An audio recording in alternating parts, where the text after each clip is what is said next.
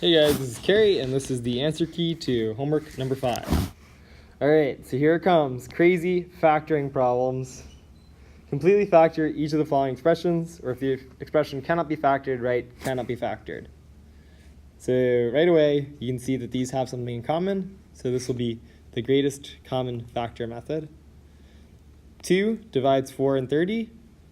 X to the 100th and x to the 92nd share x to the 92nd in common. 2 times 2 is 4.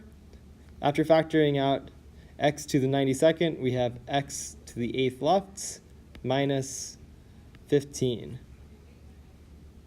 Okay, that's all that can be done here. This is pretty classic sum and product problem. So we set up our two factors. X times x is x squared. Now we're looking for two numbers that add to -5 and multiply to 6. That would be -2 and -3. For problem C, I'm going to leave that to you. For problem D, we've got, looks like a sum and product problem, but the 2 here means it won't be. So it's a GCF problem. Because 2, 10, and -100 all share, 2 is a divisor, we get 2 times x squared plus 5x minus 50. However, this pink part right here, that looks, whoa, that's a little too large. That pink part right here, that looks like a sum and product problem. So we'll set up our sum and product puzzle. We'll make sure to keep the GCF 2 in front. X times x is x squared. Two numbers that multiply to -50 and add to 5 are +10 and -5. X squared minus 49. Classic difference of squares problem. Because this is a perfect square and this is a perfect square. So we get x times x gives us x.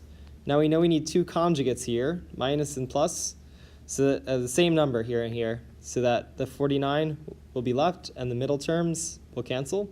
So we'll get -7, +7, difference of squares. Next up, this one looks maybe impossible to factor. Nothing in common. 16, no number. A, no A's. B, no B's. However, this is a perfect square, and this is a perfect square. So we need to factor both of this using the difference of squares method. Squares is an S. Okay, cool. So what times itself will give us 16? Well, 4 times 4 gives us 16. What times itself gives us a to the 8th, a to the 4th, a to the 4th? We know we need conjugates here, so positive and negative. And then what times itself gives us b squared? B times b is b squared. Difference of squares. For our next problem, it looks pretty crazy, but you see x, y, and z in both groups, which means that they have something in common, which means we need greatest common factor. So we get x to the 8th, this is our limiting factor. Y to the 5th, this is the smallest number of y's, so that's our limiting factor. Z to the 3rd, this is our smallest number of z's, so that's our limiting factor. If we factor out x to the 8th from x to the 10th, we're left with x squared. If we factor out y to the 5th, we have no y's. If we factor out z cubed, we have z to the 6th. If we factor out x to the 8th, we have no x's. If we factor out y to the 5th, we have plus y to the 7th, because 12 minus the 5 that we factored out leaves us with 7. And then we factor out z cubed, we're left with no z's. So this is our final answer using the GCF method. Maybe GCF will work on the next one, but this is x's, this doesn't. This is a number, this has no number. So this is not GCF because they have nothing in common. So maybe it's difference of squares. But difference means subtraction. Because this is addition, this is not difference of squares. This is not sum and product because it has no x term. This is unfactorable. For the last one, I'm going to leave that to you to try to figure out. For problem 2, again, I'm going to leave this one to you to figure out. For problem 3, this one looks pretty crazy. Determine the solution set of this equation. So we have the square root of 2x plus 7 equals x minus 4. First step, let's get rid of the square root by squaring both sides.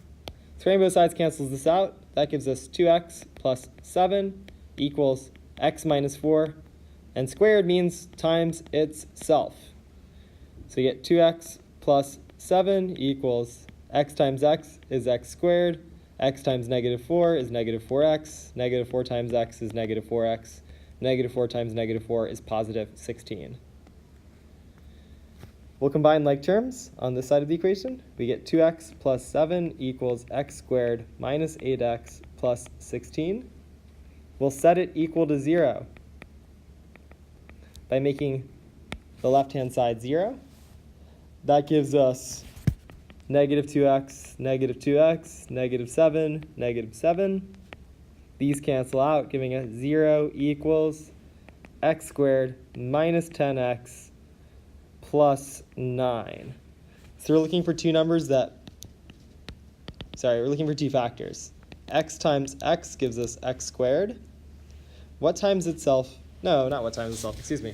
What number times another number would give us 9 and add to negative 10? Well, 9 and 1 gives us 9. But if we make them both negative, it will multiply to positive 9 and add to negative 10. This equation has two solutions. One comes from x minus 9 equals 0, this factor, or this factor could have been equal to 0. So you get x equals 9 or x equals 1. I hope you don't put these in a box because this square root right here means we need to check it. So let's do the check.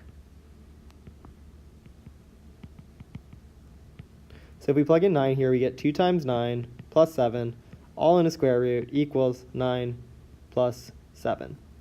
2 times 9 is 18. 18 plus 7, square rooted, equals 9 plus 7. 18 plus, sorry, I don't know where I got that plus 7 from. In the original problem, it was x minus 4, so it'll be 9 minus 4 on both sides. So we get 18, this side had the plus 7, so that's where I must have gotten it from. So square root of 18 plus 7 is 25, 9 minus 4 is 5, square root of 25 is 5, 5 equals 5, x equals 9 works. Let's check x equals 1. So checking x equals 1 gives us the square root of 2 times 1 plus 7 equals 1 minus 4. 2 times 1 is 2, plus 7, square rooted, equals negative 3. 2 plus 7 is 9, square root of 9 equals negative 3. Square root of 9 is 3. 3 is not equal to negative 3. This is a lie. X equals 1 is not a solution. It is an extraneous solution. X equals 9 is the only solution to this problem. Cool. All right, for the next problem, at least for now, this is the next problem. I'm thinking that I might add some more before we get this homework out.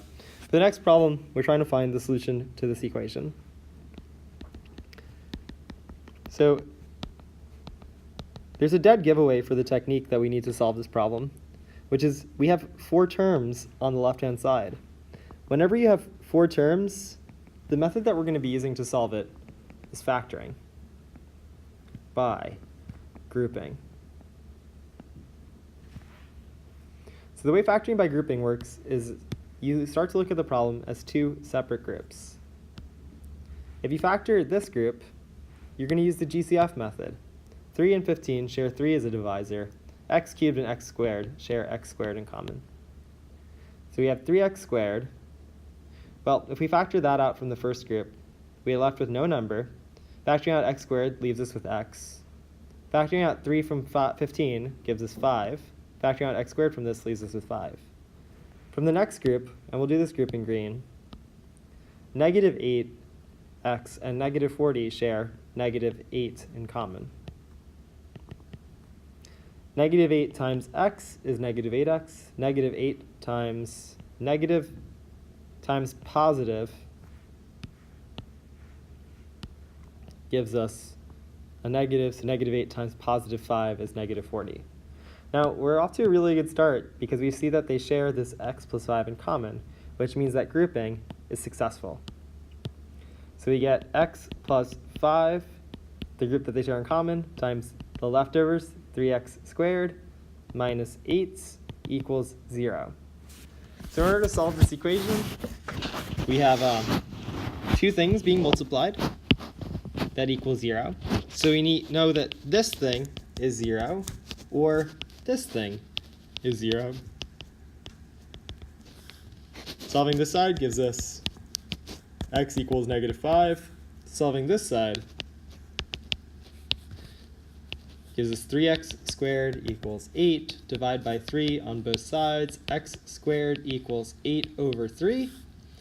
I know it's going to be ugly here, but we take the square root of both sides. And taking the square root to cancel square gives us two solutions. We get positive square root of 8 over 3 and negative square root of 8 over 3. So in total, it looks like we have 1, 2, 3 solutions to this problem, which is great because the 3 here, sorry, that's a little bit of a large circle. The 3 here means we're supposed to get 3 solutions.